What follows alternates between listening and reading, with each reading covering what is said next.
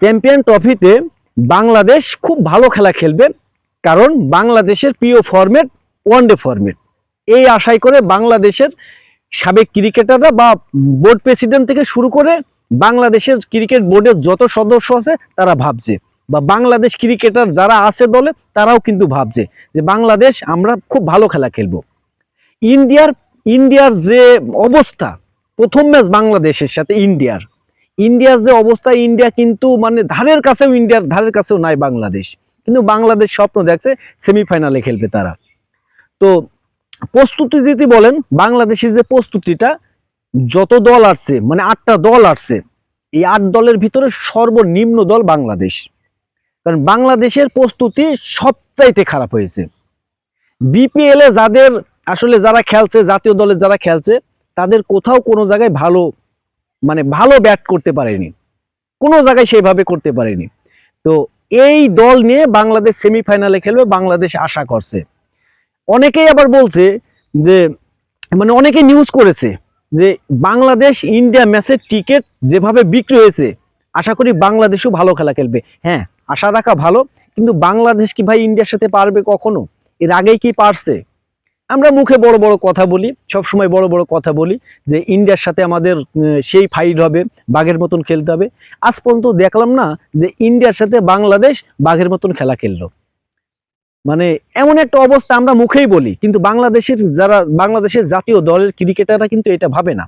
তারা সবসময় তাদের ওই মনে করেন যে সেই বাঘ আর আছে হরিণ যেমন সেমন এই পর্যায়ে আছে আসলে। তো বাংলাদেশ ইন্ডিয়ার ম্যাচের টিকিট 1 ঘন্টায় শেষ হয়ে গেছে। একটা টিকিট 1 লাখ টাকারও ছিল, সব টিকিটই শেষ হয়ে গেছে। এই না যে বাংলাদেশ ইন্ডিয়ার সাথে খুব ভালো খেলা খেলবে, এবি একটা খেলা হবে, জমজমাট খেলা হবে, এইটা না। কিন্তু বাংলাদেশ যতই ওয়ানডে ফরম্যাটে ভালো খেলা খেলুক না কেন, ইন্ডিয়ার কাছে কিছুই না বাংলাদেশ। কারণ আমরা দেখেছি এর আগে রেকর্ডগুলো দেখলেই বোঝা যায় বাংলাদেশ ইন্ডিয়ার সাথে কেমন খেলা খেলবে। তার চেয়েও বড় কথা যে এখন বর্তমানে বাংলাদেশের যে পরিস্থিতি, আমার মনে হয় ভাই এই নেদারল্যান্ড, আয়ারল্যান্ডের সাথেও বাংলাদেশ হারবে। বাংলাদেশের প্রস্তুতি সবচেয়ে বেশি খারাপ হয়েছে বললাম না?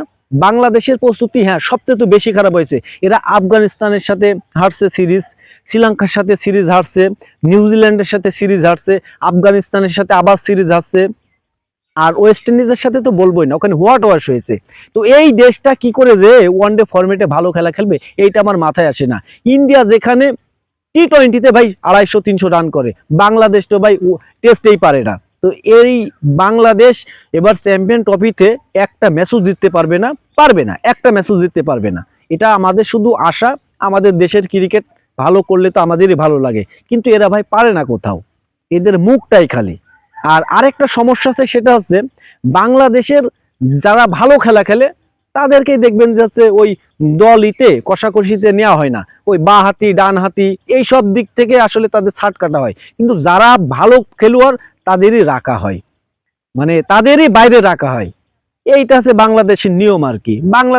ইন্ডিয়ায় দেখবেন যে একটু খারাপ খেলে তাকে বসিয়ে অন্যকে নেয়, এটা নিয়ে তাদের কোনো আলোচনা নেই। কিন্তু বাংলাদেশের এমন না, যে খেলছে এটা মামা বাড়ির সেই হচ্ছে মতন, যে খেলছে তাকেই খেলাতে হবে সারা জীবন। তো এইটা আছে বাংলাদেশের মেন সমস্যা।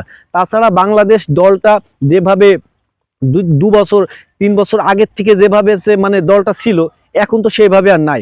1-1.5 বছর 2 বছর আগেও যে পরিকল্পনা ছিল চ্যাম্পিয়ন ট্রফি নিয়ে, যে পরিকল্পনাটা ছিল, এখন কিন্তু আর নাই, ওইটা নাই। দেখেন না যে আমাদের যারা ক্যাপ্টেন বাংলাদেশে, তারাই কিন্তু এখন পরিস্থিতি খুব খারাপ আছে, তারা বিপিএল এ দল পায় না। তো তারা চ্যাম্পিয়ন ট্রফিতে কি করবে সেটা আমাদের জানা আছে। যাই হোক, দেখার বিষয়। এখন শুধু টিকিট বিক্রি হলেই যে দল ভালো খেলবে এটার কোনো মানে নাই। এই টিকিটটা বিক্রি আসলে ইন্ডিয়ার জন্য হচ্ছে, বাংলাদেশের জন্য হচ্ছে।